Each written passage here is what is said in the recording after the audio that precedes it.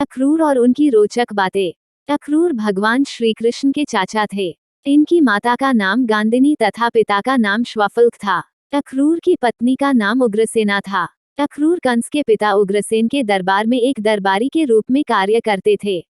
मथुरा में कंस के अत्याचार बढ़ने के बाद अक्रूर ने गुप्त रूप से सभी वृष्णिवंशी, कुकुरवंशी आदि यादव सरदारों को एकत्रित करने के कार्य किया था।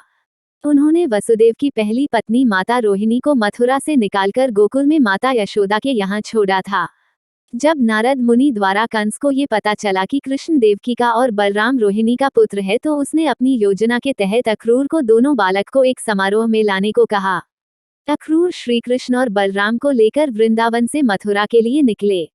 रास्ते में उन्होंने दोनों भाइयों की सुरक्षा के पुख्ता इंतजाम कर रखे थे। श्री कृष्ण ने कहा कि अक्रूर जी, आप व्यर्थ ही हमारी चिंता कर रहे हैं।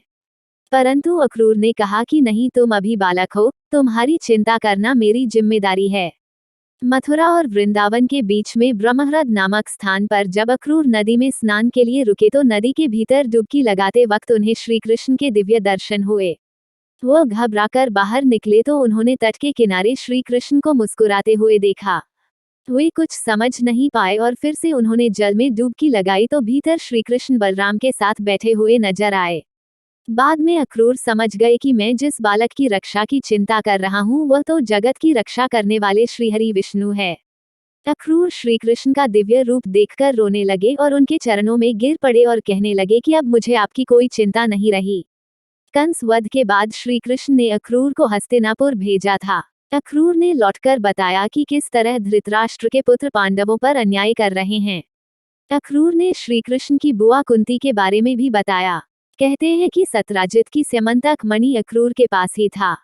वे इसे लेकर काशी चले गए थे। श्री कृष्ण के कहने पर वे वापस आए थे।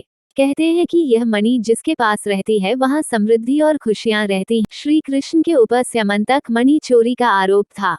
जब अक्रूर वो मणि लेकर आए तब उन्होंने इसे सार्वजनिक करके अपने ऊपर लगे आरोप का खंडन किया था।